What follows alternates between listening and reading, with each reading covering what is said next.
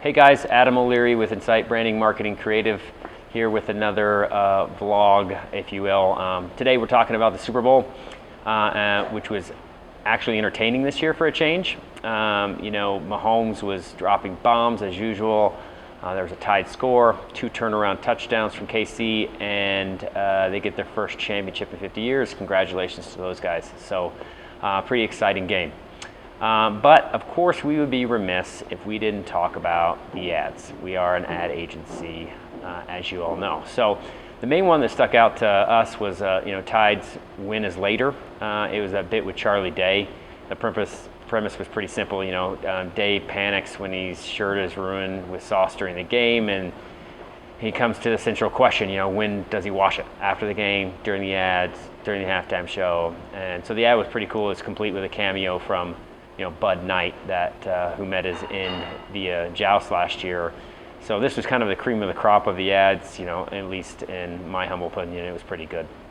But I had to go back and rewatch a lot of them in the days following the big game to kind of get a refresher. And a second viewing that kind of wasn't interrupted with trips to the kitchen to get more queso and beer. So without further ado, here's my list of honorable mentions for this year's top spot. Number 1. The Smart Pack Hyundai ad was hilarious. Loved it. So it was clearly a huge year for celebrities, and companies did a great job of utilizing them kind of in funny and unexpected ways. But this one featured Chris Evans and John Krasinski from Office fame, and then Rachel Drash and Big Papi kind of rounded it out in a fun way to kind of riff on the traditional Boston accent. So this one is a little nudge for SNL fans who love the Sully and Denise sketches from '99 featuring Dratch and Fallon. Some seriously stereotypical Boston teens in a relationship built entirely around the Red Sox and Noma Garcia-Parra. Pretty funny. If you've never seen it, Google it on YouTube. I'm sure it's out there.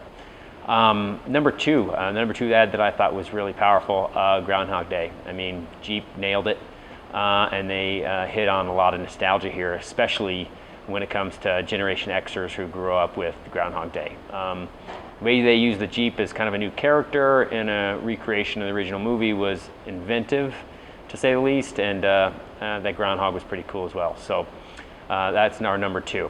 Our number 3 comes from Microsoft. It's that Be the One campaign. So we talked a lot about humor and nostalgia, but what's left? Microsoft went the kind of inspirational route, where they dive into the story of the 49ers assistant coach, Katie Sowers, who was the first woman in history of the NFL to coach in the big game. So I thought it was uplifting without feeling too gimmicky, which can be a fine line sometimes when it comes to advertising.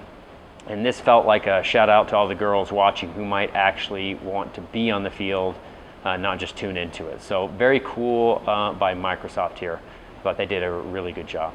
So what did you guys think of this crop of ads this year? I've heard everything from terrible to really good, but we'd love to hear your views. So if you have any insight, put it in the comments on our Facebook pages, send us an email.